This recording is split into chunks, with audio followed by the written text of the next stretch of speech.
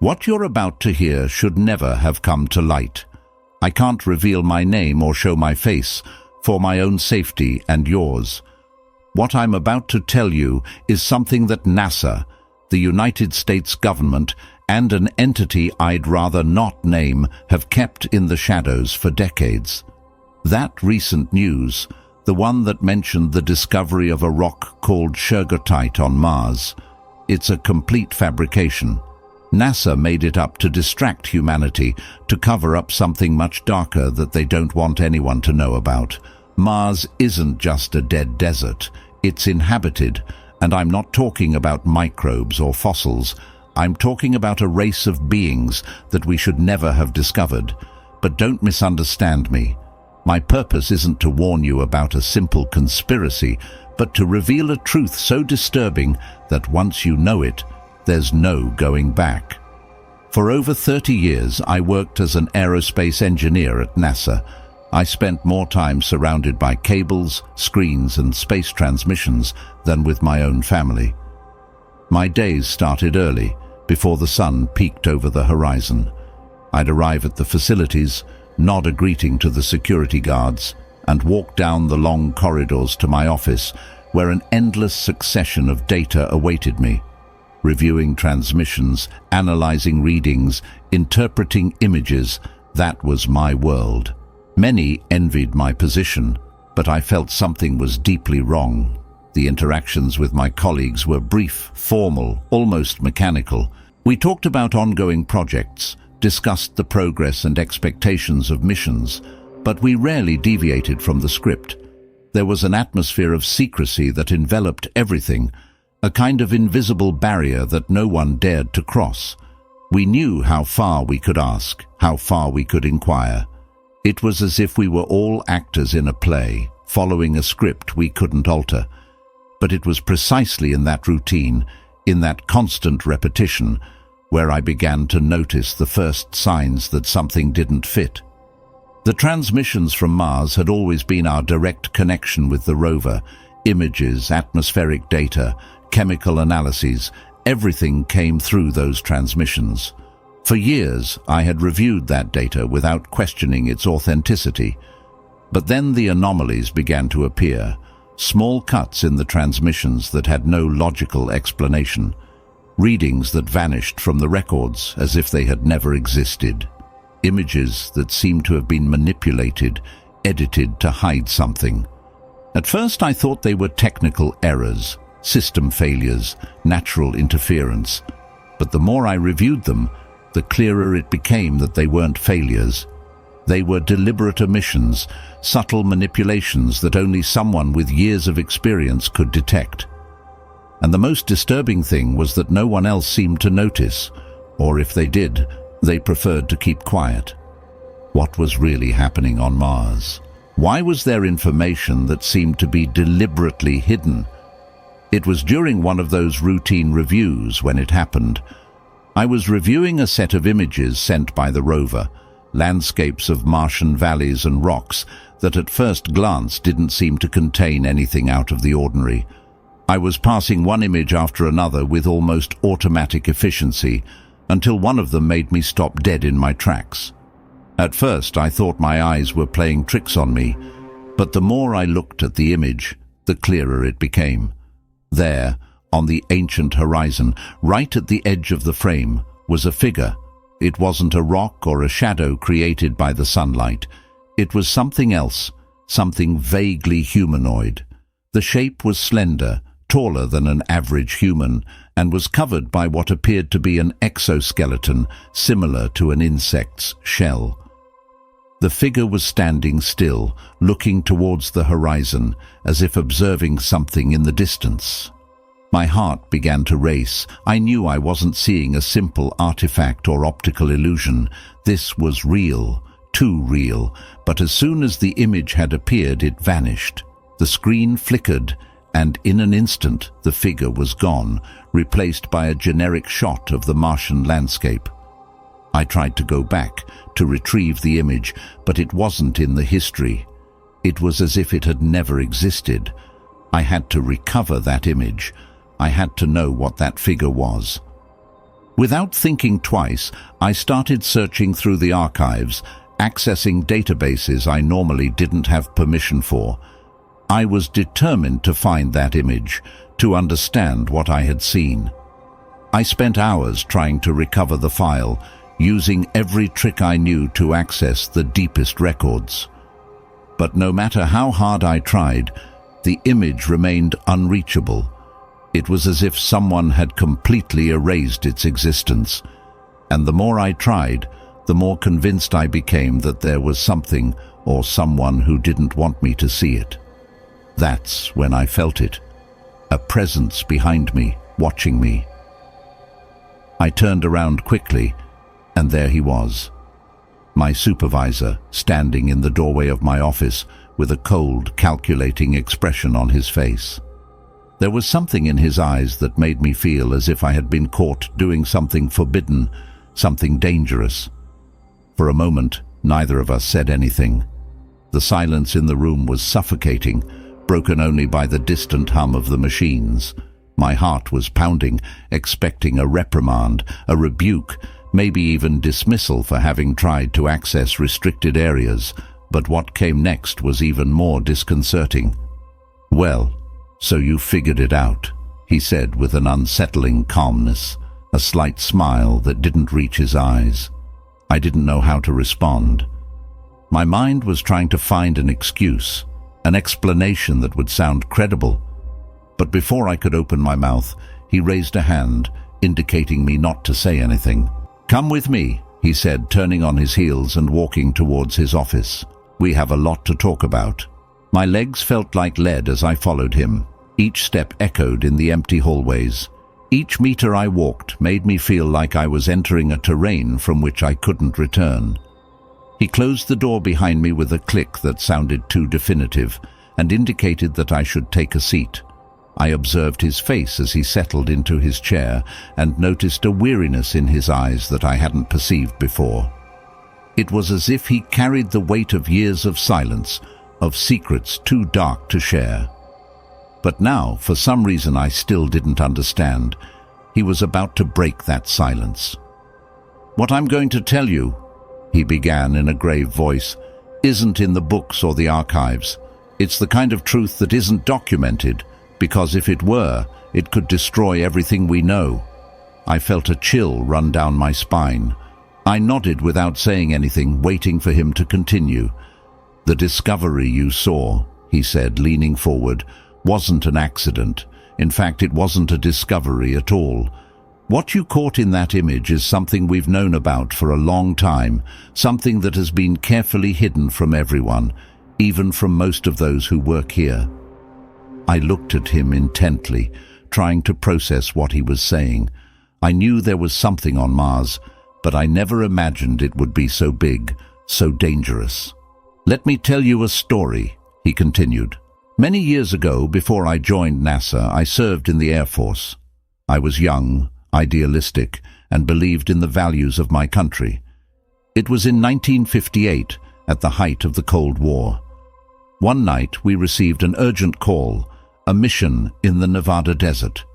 We weren't given details, just instructions to secure an area where something had crashed." He paused, as if the words were difficult to pronounce. "When we arrived, what we found wasn't of this world. It was a ship, but not like ours. It was something organic, as if it had grown instead of being built. Among the debris, there were 3 bodies. 2 were dead, but 1 was still breathing." His voice trembled slightly as he remembered that moment. That being wasn't human. Its skin was reddish, hard like metal but flexible. It had an exoskeleton that made it look like a creature out of a nightmare. We moved it to a secret base where scientists tried to communicate with it. For weeks, they tried to understand its language, its signs, until finally they achieved a rudimentary exchange of ideas. That's when the Martian made its offer. My hands began to sweat as I listened, unable to look away from his face. "It offered us technology," he continued, "things we didn't even know could exist at that time. Wireless communications, new energy sources, everything in exchange for human lives. I felt my heart stop for a moment. "Human lives," I repeated, barely in a whisper. The supervisor nodded slowly with a sadness in his eyes that made me understand how deep the remorse he carried was. "They saw us as cattle, as resources, and our superiors, desperate to gain an advantage over the Soviets, accepted the deal. In exchange for technology that would change the course of history, they handed over humans to these beings, knowing they would be used for purposes we couldn't even imagine." For a moment, silence filled the room, so heavy that I could barely breathe.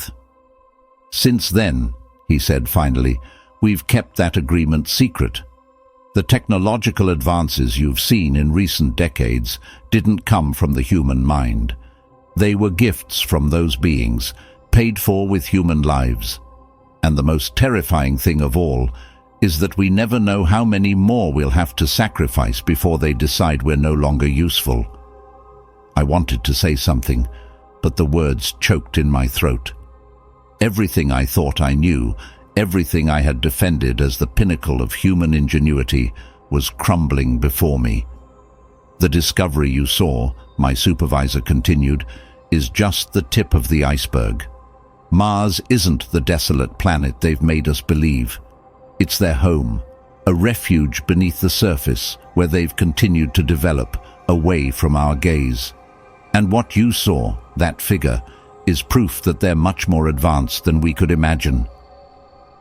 The words of my supervisor echoed in my mind like an endless echo. Even when I retired to my office, I couldn't stop thinking about what he had revealed to me.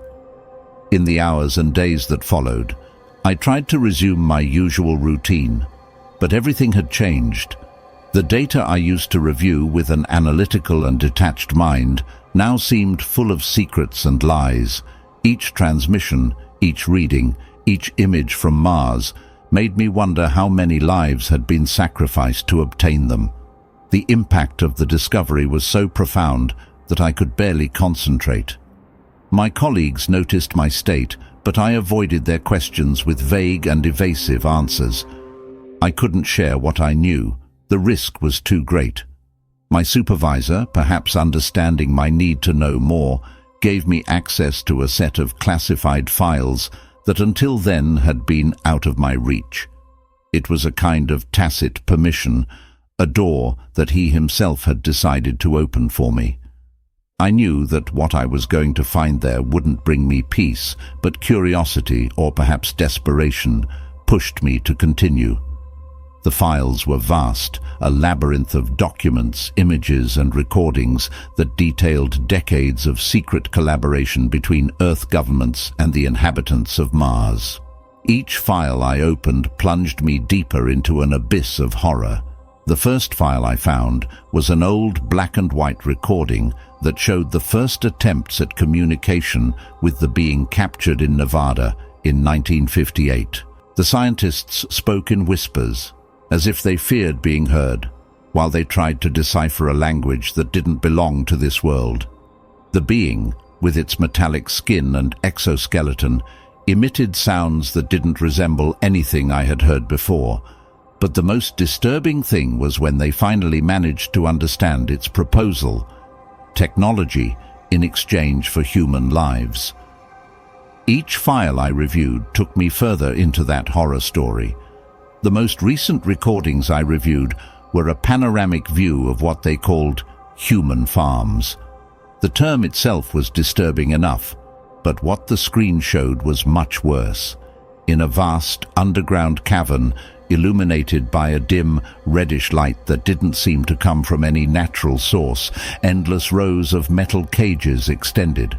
Inside them, naked and chained human bodies lay in uncomfortable positions, with no space to move, no privacy, no hope. The cages were like cells stacked one on top of another, and in each of them, men, women, and children, all with empty gazes, seemed to have given up any hint of resistance. Their bodies were bruised, marked by scars, their skin clinging to their bones from malnutrition. There were no screams, only an unsettling silence occasionally broken by the muffled groans of those who hadn't completely resigned themselves to their fate. The Martians, those beings with exoskeletons that gave them the appearance of giant insects, moved between the cages with an unsettling calmness. They observed the prisoners as a farmer inspects his cattle, without the slightest trace of emotion or compassion. From time to time, one of them would point to a human, and other Martians would come to open the cage and take out the unfortunate one, dragging them out of the camera's view. I continued watching, unable to look away as the recording changed scenes. Now the camera showed what was happening outside the cages. The selected humans were taken to a kind of platform where they were tied up and exposed before a crowd of Martians who observed them with a mixture of curiosity and coldness. Then, with terrifying precision, the Martians began the process of sacrifice. The breeding method was equally horrifying. Women were forced to reproduce paired with selected men, also by force. There was no compassion, no sense of humanity in the process. It was industrial reproduction designed to maximize the production of new prisoners. Children born on these farms were snatched from their mothers at birth, raised in special cages until they reached the age to be sacrificed or used in experiments. The experiments, those were the worst. In another recording, I observed a group of Martians surrounding a human tied to a metal table. They inserted long, sharp needles into his skull, extracting fluids while the prisoner screamed in agony. Others were subjected to a kind of vivisection, with their organs removed one by one, while the Martians took notes as if they were studying the human body's responses to extreme pain. There was no scientific purpose in these experiments that could justify such brutality. There were no medical discoveries that could be expected from these torture sessions. They were acts of sadism, as if the Martians found pleasure in the suffering of their victims. Their faces, if they could be called that, showed no emotion, but their actions spoke of a kind of morbid curiosity, a need to unravel every secret of the human body, regardless of the cost. My stomach churned as I watched the scenes of carnage. I felt short of breath, as if the walls of the room were closing in on me. Each scream, each wet sound of torn flesh pierced me like a sharp blade. It was endless suffering, a cycle of death and pain that seemed to have no end. I don't know how long I spent watching those recordings, losing my sense of time and place. I only know that when I finally pulled away from the screen, I was no longer the same. I had seen too much. I knew too much. The truth, that terrible truth that I had pursued with such insistence, was now a burden I couldn't bear. The decline of my supervisor began subtly, so discreet that at first I thought he was simply tired. After years of secrets and the burden of what he had revealed, it couldn't be easy to bear. However, as the weeks passed, his condition worsened alarmingly. Every time I saw him, he seemed more fragile. His skin became pale, almost translucent, and his eyes, once full of cold determination, were now sunken and dull. What had initially been a slight cough turned into a constant wheeze, and his figure, which had once been robust, began to hunch under the weight of an illness that seemed to be consuming him from within. Despite his deteriorating health, work at NASA continued as if nothing had happened, as if his absence was simply a minor change in the gears of a machine that never stops. Missions to Mars continued with new announcements and discoveries that captured the public's imagination and fed the official narrative of space exploration. However, now I saw everything with different eyes. Each new launch, each announcement about a scientific breakthrough, seemed to me a smokescreen designed to divert attention from what was really happening. I knew that Mars wasn't the dead desert they said it was, and every time I saw a transmission of these supposed missions, I felt that the entire world was being deceived. The press releases followed one after another, each more grandiose than the last. They talked about new drilling technologies to study the Martian subsoil, rock samples that could contain traces of ancient life, plans to send humans to the Red Planet in the not-too-distant future. And while the world celebrated, I saw all of that for what it really was: carefully orchestrated distractions to keep humanity looking in the wrong direction. I knew too much, and that knowledge began to weigh on me more than I could bear. I'm doing this because I can't live with this burden, but I know that as soon as this becomes public, my life will be in danger.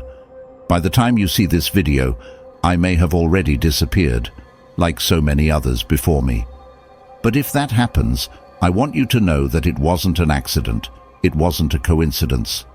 If I disappear, it's because someone somewhere decided that I knew too much. I want you to know that it's not safe to walk alone in certain places. The Martians aren't content with just hunting on Mars.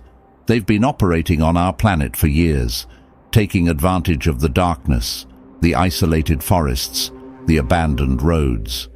If you ever feel like someone is following you at night, if you hear strange noises in the woods or see lights where there shouldn't be any, get away. These aren't accidents. They aren't simple disappearances. They're hunts. The warning has been given. Whether to believe it or not is up to you. I wish you luck. Goodbye, and stay safe. For weeks after my conversation with my supervisor, I lived in a state of constant anxiety. Every shadow seemed to hide a threat. Every unexpected sound made me jump. I couldn't sleep, plagued by nightmares of metal cages and alien experiments. The weight of the knowledge I now carried was crushing me, changing me in ways I couldn't have imagined. At work, I tried to maintain a facade of normalcy, but I knew I was failing. My colleagues gave me concerned looks, and I overheard whispers about my changed behavior. I wanted to scream at them, to shake them and make them understand the horror that was happening right under our noses. But I knew I couldn't. The consequences would be too severe, not just for me, but for anyone I told. One day, about a month after my supervisor's revelation, I arrived at work to find his office empty. His personal effects were gone, and there was no sign that he had ever occupied the space. When I asked about him, I was met with blank stares and non-committal answers. It was as if he had never existed. I knew then that I was on my own. Whatever protection my supervisor's position had afforded me was gone. I was now the sole keeper of a truth too terrible to bear alone, but too dangerous to share. In the days that followed, I noticed subtle changes in the office. New faces appeared in key positions, people I had never seen before, but who seemed to command respect and fear from long-time employees. Security measures were tightened, and there was a palpable tension in the air. I tried to continue my work as before, but it was becoming increasingly difficult. Every piece of data I analyzed, every image I reviewed, now seemed tainted by the knowledge of what was really happening on Mars. I found myself second-guessing everything, looking for hidden messages or clues in the most mundane transmissions. One evening, as I was working late, I stumbled upon something that made my blood run cold. It was a series of coordinates buried deep within a routine data transmission from one of the Mars rovers. At first glance, it looked like nothing more than a string of numbers, but as I cross-referenced it with our maps of the Martian surface, I realized it pointed to a location we had never officially explored.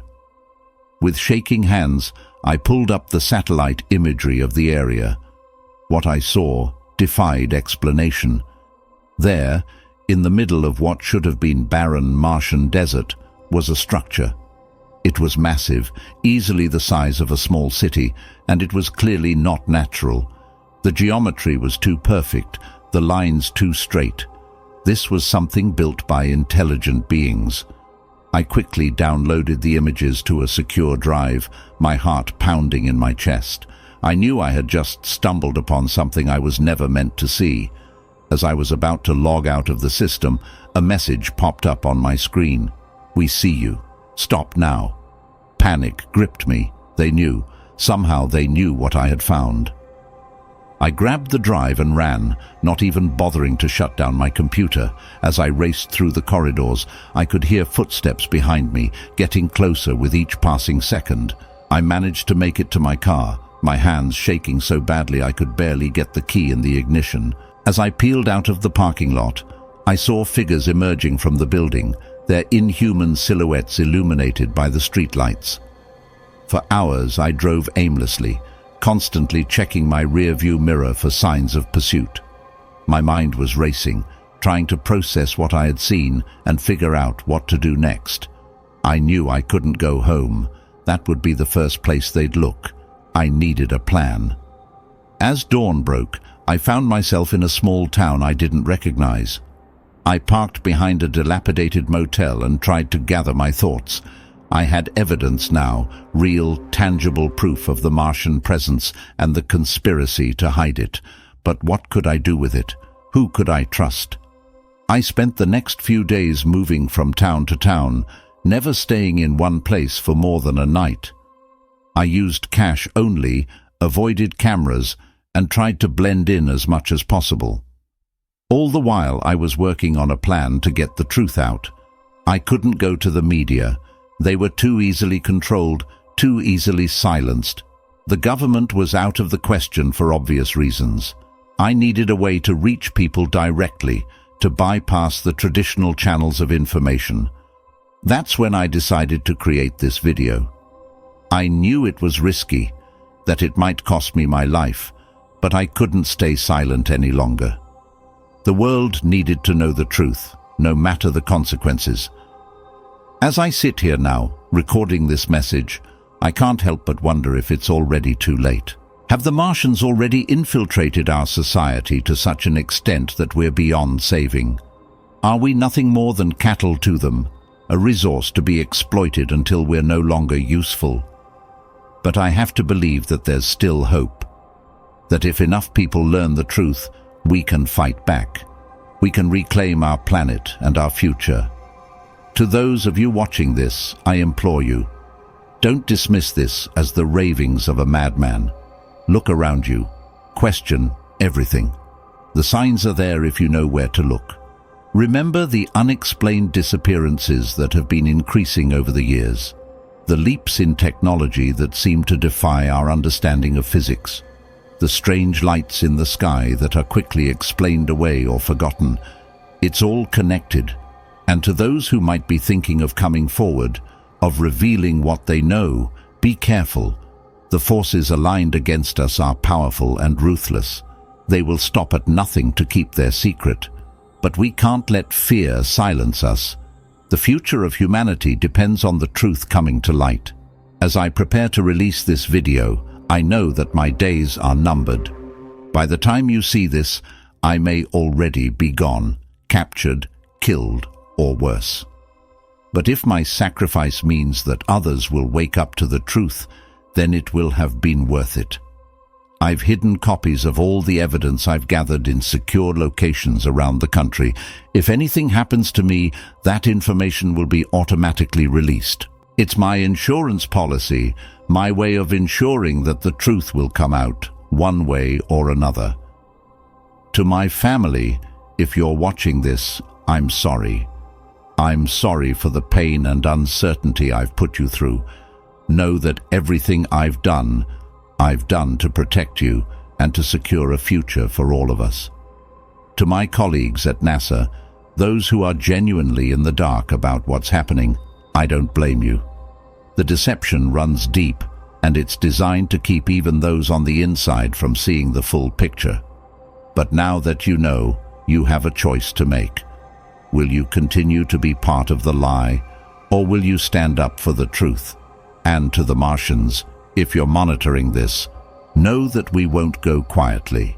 Humanity has faced existential threats before, and we've always found a way to survive, to adapt, to overcome. You may have technology beyond our understanding, but we have something you seem to lack: compassion, empathy, and an indomitable spirit. As I conclude this message, I'm acutely aware that these may be my final words to the world. The weight of what I'm about to do is almost unbearable, but I know it's necessary. The truth must be told, no matter the cost. To those who will carry on this fight after I'm gone, stay strong, stay vigilant, and most importantly, stay human. Our humanity, our capacity for love, for hope, for resilience, that's what sets us apart. That's what will save us in the end. The road ahead will be difficult. There will be those who refuse to believe, those who will actively work against us. But every great change in history has started with a small group of people willing to stand up for what's right. As I prepare to upload this video, I can hear strange noises outside. They've found me. I don't have much time left. Remember, the truth is out there. It's up to you now to find it, to spread it, to act on it. This is not goodbye. This is a call to action. The future of our species hangs in the balance. What happens next is up to you. Stay safe, stay strong, and never stop fighting for the truth. The video ends abruptly with the sound of a door being forcibly opened and Inhumans screeching in the background. In the days following the release of the video, chaos erupted. Social media platforms were flooded with copies of the recording, each one taken down almost as quickly as it was uploaded. Mainstream news outlets initially dismissed it as an elaborate hoax, a piece of viral marketing for an upcoming sci-fi film.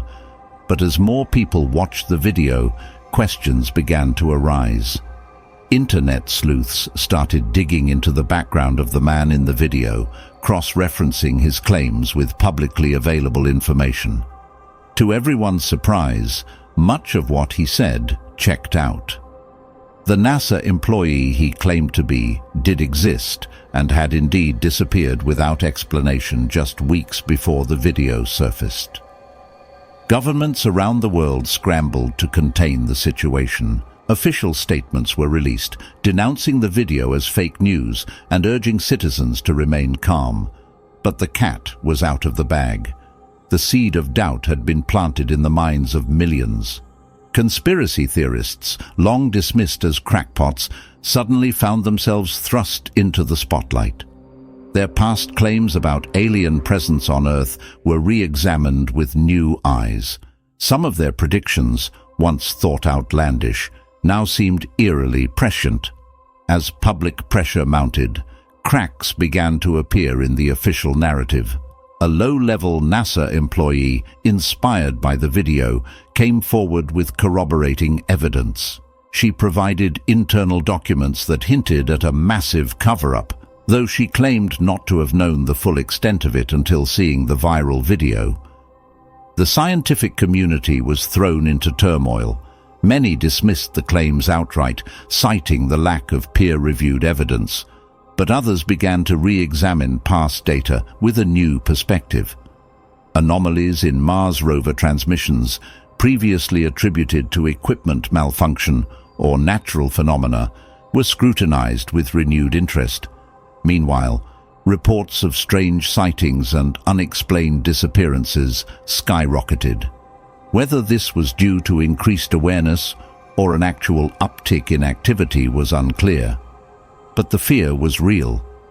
People began to look at their neighbors with suspicion, wondering if the person next door was really who they claimed to be. Governments worldwide tightened security measures, ostensibly to protect citizens from mass hysteria. But many saw these actions as attempts to control the flow of information and suppress further leaks. As weeks turned into months, society found itself at a crossroads. The world was divided between those who believed in the Martian presence and those who dismissed it as an elaborate hoax. Families were torn apart, friendships strained, as people grappled with the implications of this potential reality. In academic circles, a new field of study emerged, focusing on the possibility of advanced alien civilizations and their potential impact on human history. Archaeological sites around the world were re-examined, looking for evidence of extraterrestrial influence that might have been overlooked or misinterpreted. The space programs of various nations came under intense scrutiny. Calls for transparency and civilian oversight grew louder by the day. Some countries responded by declassifying old documents related to space exploration, though critics argued that these releases were carefully curated to exclude any damning evidence. In the political arena, a new movement gained traction. Calling themselves the Truth Seekers, they advocated for full disclosure of all government knowledge related to extraterrestrial life. They organized protests, lobbied politicians, and used social media to spread their message. As the movement grew, so did the pushback against it. Skeptics argued that the whole situation was a mass delusion, a result of societal fears and the human tendency to see patterns where none exist. They pointed out the lack of concrete, verifiable evidence and warned against the dangers of baseless paranoia.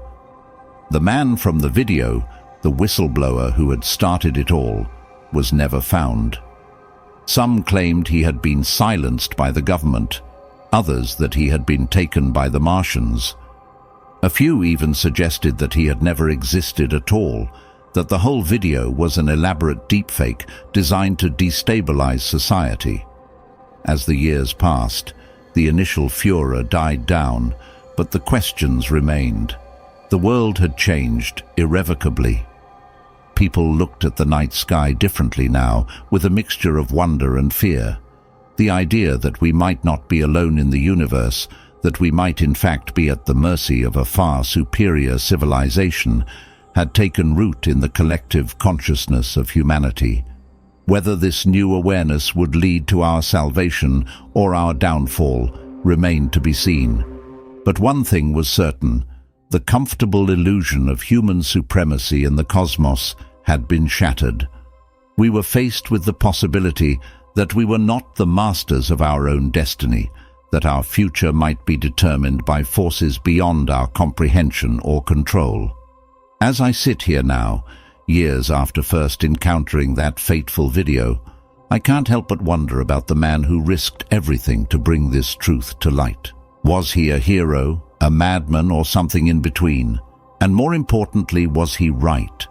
Are we really living side by side with an alien race, oblivious to their true nature and intentions? I don't have the answers. Nobody does, not with certainty. But I do know that his actions, whether based on truth or delusion, have forever changed the way we view our place in the universe. And perhaps that, in itself, is a kind of victory. The search for truth continues, the vigilance remains, and humanity, resilient as ever, adapts to this new reality, a reality where the line between terrestrial and extraterrestrial, between fact and fiction, has become irrevocably blurred. As I look up at the night sky, at the red dot that is Mars, I can't help but feel a chill run down my spine. Are they watching us even now, planning their next move? Or are we alone in our fears, conjuring monsters from the depths of our imagination? Only time will tell. But one thing is certain: we can never go back to the blissful ignorance of before. The question of our place in the cosmos, of our potential vulnerability to forces beyond our world, will forever be part of our collective consciousness. And so, we move forward into an uncertain future, forever changed by one man's desperate act of truth-telling. Whether that change will lead to our salvation or our doom remains to be seen. But we face it together, as a species united by a shared mystery and a common quest for understanding. The truth is out there, and we will never stop searching for it.